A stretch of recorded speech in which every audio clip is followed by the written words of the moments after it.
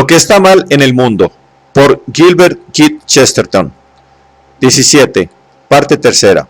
El feminismo o el error acerca de la mujer. 2. El bastón universal. Paseen la vista por la habitación en la que se encuentran y escojan 3 o 4 cosas que hayan estado con el hombre desde su principio. Cosas de las que al menos hemos oído hablar desde el principio de los tiempos y a menudo entre las tribus. Déjenme suponer que ven un cuchillo sobre la mesa, un bastón en el rincón o un fuego en la chimenea. Cada uno tendrá algo especial y ninguno de ellos será especial. Cada uno de esos objetos ancestrales es una cosa universal, creada para atender muchas necesidades diferentes. Y mientras hay pedantes vacilantes que husmean en busca de la causa y el origen de alguna antigua costumbre, lo cierto es que existen 50 causas o 100 orígenes. Se supone que el cuchillo es para cortar madera, para cortar queso, para sacar punta a los lápices, para cortar cuellos, para un sinfín de finalidades humanas ingeniosas o inocentes. Se supone que el bastón está destinado en parte a sostener a un hombre y en parte a abatirlo, en parte a señalar como un puntero, en parte a balancearse como sobre un balancín, en parte a juguetear con él como con un cigarrillo, en parte a matar como con la masa de un gigante. Es una muleta y un garrote, un alargamiento del dedo y una pierna de repuesto. Por supuesto, ocurre lo mismo con el fuego, sobre el cual han surgido visiones modernas muy extrañas. Parece haberse extendido una rara fantasía, según la cual el fuego existe para calentar a la gente. Existe para calentar a la gente, para iluminar su oscuridad, para animar su espíritu, para tostar sus bollos, para caldear sus habitaciones, para cocer sus castañas, para contar historias a sus hijos, para hacer sombras chinescas en las paredes, para hervir sus apresuradas teteras y para hacer el corazón rojo de la casa de un hombre y ese hogar por el cual, como dicen los grandes paganos, debería morir un hombre.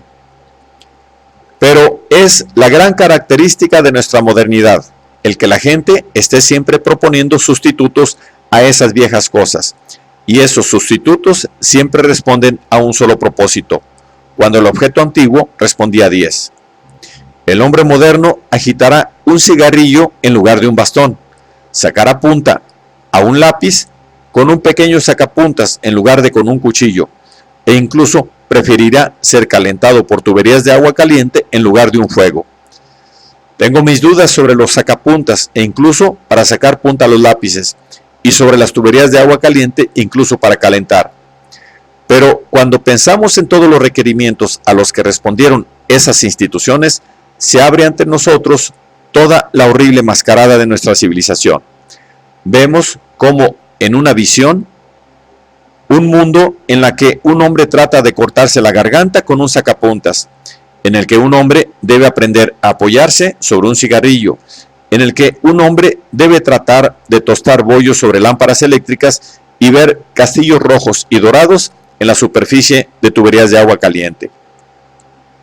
El principio del que hablo puede verse por todas partes, en una comparación entre las cosas antiguas y universales y las cosas modernas y especializadas.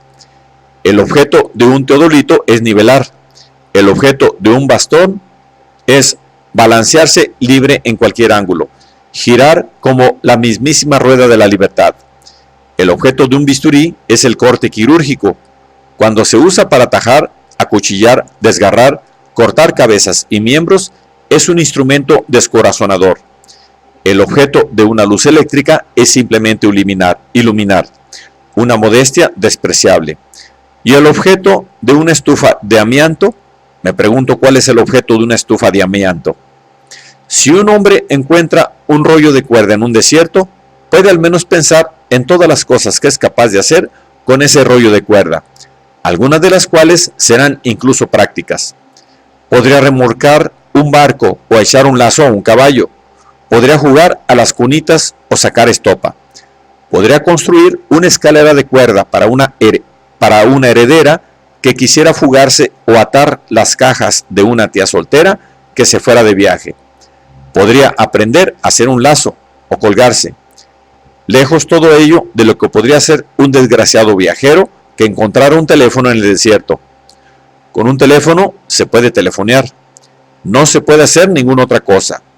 Y aunque esta es una de las mayores alegrías de la vida, pierde bastante gracia cuando nadie te contesta.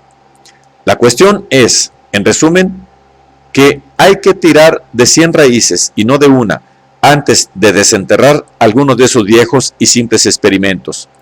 Solo con gran dificultad, un moderno sociólogo o científico puede llegar a ver que cualquier antiguo método tiene una pata en la que apoyarse, pero casi todos los viejos métodos tienen en realidad 4 o 5 patas sobre las que apoyarse. Casi todas las viejas instituciones son cuadrúpedas y algunas centípedas. Consideremos estos casos, antiguos y nuevos, y observaremos que surge una tendencia general. En todas partes había una cosa grande que servía para 6 cosas. En todas partes hay ahora 6 cosas pequeñas, o más bien, y ahí está el problema, hay solo 5 y media. De todos modos, no diremos que esa dispersión y especialización sea totalmente inútil o inexcusable. A menudo he dado gracias a Dios por el teléfono. Cualquier día daré incluso gracias a Dios por el bisturí. Y no hay ninguna de esas brillantes y estrechas invenciones, excepto por supuesto la estufa de amianto, que no sea en algún momento necesaria y encantadora. Pero no creo que ni el más austero defensor de la especialización niegue que hay en esas antiguas y múltiples instituciones un elemento de unidad y universalidad que podría muy bien conservarse en su debida proporción y lugar. Espiritualmente, al menos, debería admitirse que haría falta cierto equilibrio generalizado para nivelar la extravagancia de los expertos. No sería difícil trasladar la parábola del cuchillo y el bastón a regiones más elevadas. La religión, la doncella inmortal, ha sido una criada para todo, así como una sierva de la humanidad. Proporcionaba a los hombres, simultáneamente, leyes teoréticas de un cosmos inalterable y las reglas prácticas del rápido y emocionante juego de la moralidad. Enseñaba lógica al estudiante y contaba cuentos de hadas a los niños. Se ocupaba de enfrentarse a los dioses sin nombre, el temor a los cuales yace sobre toda carne, y también de comprobar que las calles estuviesen salpicadas de plata y rojo, que hubiera un día para llevar cintas a una hora para tocar campanas. Los amplios usos de la religión han desembocado en especialidades menores, igual que los usos de la chimenea han desembocado en tuberías de agua caliente y bombillas eléctricas. El romanticismo del ritual y del emblema de colores ha sido sustituido por el más mezquino de los comercios, el arte moderno, el que se llama arte por amor al arte, y a los hombres se les informa en la práctica moderna de que pueden usar todos los símbolos, siempre que no signifiquen nada para ellos. El romanticismo de la conciencia se ha convertido en la ciencia de la ética, a la que muy bien se puede llamar decencia por amor a la decencia. Decencia no nacida de energías cósmicas y estéril de flor artística. El grito de los dioses oscuros, desprovisto de ética y de cosmología, se ha convertido en simple investigación psicológica. Todo ha sido apartado de todo lo demás y todo se ha enfriado. Pronto oiremos que hay especialistas que separan la letra de la música en una canción, con la excusa de que se estorban la una a la otra. Y una vez conocí a un hombre que defendía abiertamente la separación de las almendras y de las pasas. Este mundo no es más que un salvaje tribunal de divorcios.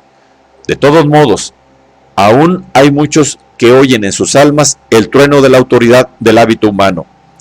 Aquellos que el hombre ha unido, que no lo separe el hombre. Este libro debe evitar la religión, pero debe de haber, supongo, mucha gente religiosa y no religiosa, que admitirá que ese poder de servir a diversos propósitos era una especie de fuerza que no debería desaparecer del todo de nuestras vidas. Como parte del carácter personal, hasta los modernos estarán de acuerdo en que la pluralidad es un mérito, y un mérito que fácilmente podría ser pasado por alto.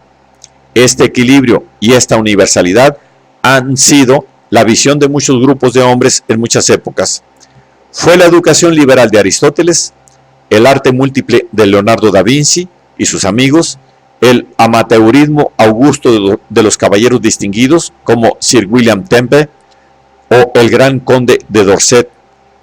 Apareció en la literatura de nuestro tiempo con las formas más erráticas y opuestas, con música casi inaudible por parte de Walter Pater y emitida con una sirena por Walt Whitman. Pero la mayoría de los hombres ha sido siempre incapaz de conseguir su universalidad literal, debido a la naturaleza de su trabajo en el mundo. No, hay que señalarlo, debido a la existencia de su trabajo. Leonardo da Vinci debió de trabajar mucho. Por otra parte, muchos funcionarios del Estado, policías de pueblo o elusivos fontaneros pueden, en apariencia, no trabajar en absoluto y aún así no mostrar signos de universalismo aristotélico. Lo que hace que al hombre medio le resulte difícil ser universalista es que el hombre medio tiene que ser especialista. No tiene que aprender solo un oficio, sino aprenderlo también como para que lo sostenga en una sociedad más o menos despiadada. Esto es más o menos cierto en el caso de los varones, desde el primer cazador hasta el último ingeniero eléctrico, que no deben solo actuar, sino destacar. Nimrod no tiene que ser solo un poderoso cazador ante el Señor, sino también un poderoso cazador ante los demás cazadores. El ingeniero eléctrico tiene que ser un ingeniero muy eléctrico, o será desplazado por ingenieros más eléctricos aún. Esos milagros de la mente humana de los que se enorgullece el mundo moderno, y además con razón, serían imposibles sin cierta concentración que perturba el puro equilibrio de la razón más que el fanatismo religioso. Ninguna creencia puede ser tan limitadora como ese espantoso conjuro de zapatero tus zapatos. Así pues, los tiros más ambiciosos y salvajes de nuestro mundo van solamente en una dirección y con una trayectoria definida. El tirador no puede ir más allá de su tiro, y ese tiro a menudo se queda corto. El astrónomo no puede ir más allá de su telescopio, y bien pequeño es el alcance de su telescopio. Todos son como hombres que se han subido al pico más alto de una montaña y han visto el horizonte como un único anillo, y que después descienden por diferentes caminos hacia diferentes ciudades. Tiene que haber especialistas, pero ¿nadie percibirá el horizonte? ¿Deberá ser toda la humanidad cirujano especialista o fontanero técnico? ¿Deberá ser toda la humanidad monomaníaca? La tradición ha decidido que solo la mitad de la humanidad debe ser monomaníaca. Se ha decidido que en cada hogar debe haber un comerciante y un factotum. Pero también se ha decidido, entre otras cosas, que el factotum debe ser una factotum. Se ha decidido, con razón o sin ella, que esta especialización y este universalismo deben dividirse entre los sexos. La inteligencia debe dejarse a los hombres y la sabiduría a las mujeres, pues la inteligencia mata a la sabiduría. Esa es una de las pocas cosas tristes y verdaderas. Pero para las mujeres, este ideal de capacidad comprensiva o sentido común debe de haber sido eliminado hace tiempo. Debe de haberse fundido en los temibles hornos de la ambición y la ávida tecnicidad. Un hombre debe ser en parte un hombre de una sola idea, pues es un hombre de una sola arma, y se le envía desnudo a la lucha. La demanda del mundo llega directamente hasta él, indirectamente hasta su mujer. En resumen, debe dar, como dicen los libros sobre el éxito, lo mejor de sí mismo. ¿Y qué pequeña parte de un hombre es lo mejor de sí mismo? Lo segundo y lo tercero mejor suelen ser mucho mejores. Si el hombre es primer violín, tiene que tocarlo durante toda su vida. No debe recordar que es un estupendo cuarto gaita, un buen 50º taco de billar, una hoja, una estilográfica, una escopeta y una imagen de Dios.